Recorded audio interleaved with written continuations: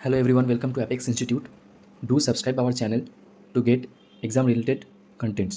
Competitive এক্সামের জন্যে new batches শুরু হবে অক্টোবর 1 থেকে। তোমরা যে কোনো কম্পিটিটিভ এক্সামের জন্য নোটস পেতে হলে আমাদের গ্রুপ জয়েন করতে পারো।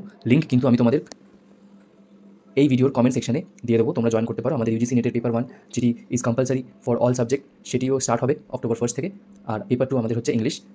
যারা যারা তোমরা ইন্টারেস্টেড তোমরা কমেন্ট সেকশনে দেখতে পারো। আর এই পুরো কোর্সটাই কিন্তু ফ্রি অফ কস্ট, তোমাদের টাকা নিয়ে কিছু ভাবতে হবে না। তো ফিরে আসা যাক ভিডিওতে। ওয়েস্ট বেঙ্গল এসএলএসটি 2025-এর যে এক্সামটি কন্ডাক্ট হয়েছিল 14/9/2025-এ ক্লাস 11 অ্যান্ড 12-এর জন্য, সেটিতে কিন্তু স্টুডেন্টসরা কমপ্লেন করেছে যে প্রচুর হল কালেকশন বা চিটিং করা হয়েছে। স্টুডেন্টসদের মতে এমন এমন এক্সাম হলে জিনিস হয়েছে যেটি শুনলে তোমরা অবাক হয়ে যাবে। এক্সাম হলে নাকি কিছু কিছু এক্সাম হলে নাকি ইনভিজিলেটর ছিলেনই না, ঠিক আছে। তারা এক্সাম শুরু হয়েছে, কিছুক্ষণের মধ্যে ইনভিজিলেটর নাকি বেরিয়ে চলে গেছে, আর তারপর যে যেরম পারছে টুকে টুকে নাকি এক্সাম দিয়েছে। এরপর এই অভিযোগ উঠেছে যে প্রচুর ইনভিজিলেটর নাকি গল্প করতে বিজি ছিলেন, আর যার যেরকম কপি করার সে করে দিয়েছে, ঠিক আছে। গ্রুপ ডিসকাশন করেও নাকি এক্সাম দেওয়া হয়েছে, 4-5 জন মিলে এই তুই এটা আমাকে বল, এটা অ্যান্সার কী হবে বল, এরকম করে করে নাকি এক্সাম দেওয়া হয়েছে, ঠিক আছে। কিছু কিছু এক্সাম সেন্টারে কোনো ইনভিজিলেটর উপস্থিতি ছিল না। এই পুরো ব্যাপারটা আদৌ সত্যি কিনা আমি জানি না। যদি এটা সত্যি হয়ে থাকে তোমরা আমাকে কমেন্ট সেকশনে জানাও যে আসলে কী হয়েছিল, যাদের সাথে যদি সত্যিকারে হয়ে থাকে, ঠিক আছে। এটা কিন্তু পুরোটাই অ্যাজাম্পশন, আর শুনেই আমি এই পয়েন্টসগুলো তোমাদের মধ্যে তুলে ধরছি। কারণ স্টুডেন্টরা বলছিল নাকি যদি সত্যি কিন্তু এরকম হয়ে থাকে তাহলে কিন্তু কাট অফের মধ্যে অনেক চেঞ্জেস আমরা দেখতে পারবো। 11-12-এ কিন্তু তোমরা জানো অলরেডি যে ভ্যাকেন্সি কিন্তু অনেক কম। ভ্যাকেন্সি যেহেতু কম, কাট অফ ডেফিনেটলি একটু বেশি তো হবেই 9-10-এর তুলনায়।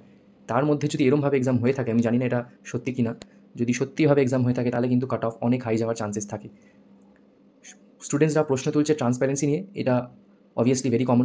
যদি সত্যি এরম হয়ে থাকে তাহলে এক্সামটার ট্রান্সপারেন্সি নিয়ে কোয়েশ্চেন তো উঠবেই, কাট অফ ডেফিনেটলি হাই উঠবে যদি এরম হয়ে থাকে।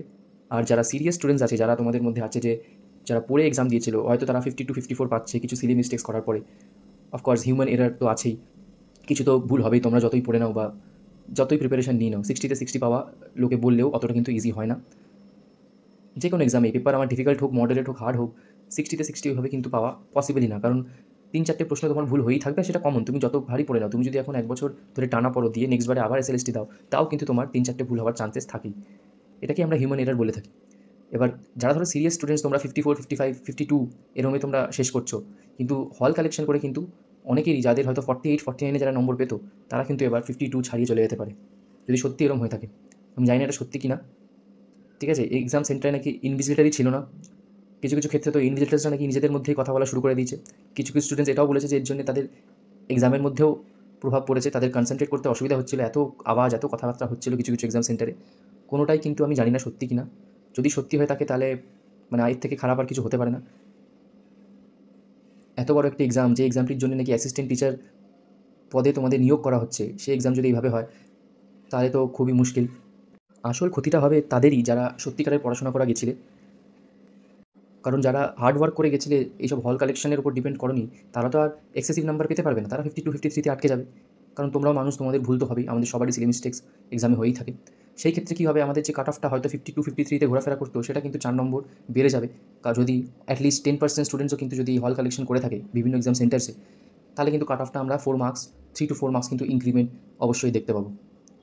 কী হয়েছে আসল সত্যিটা আমি নিজেও জানি না। যদি সত্যি এরকম হয়ে থাকে তোমরা আমাকে কমেন্ট সেকশনে জানাও।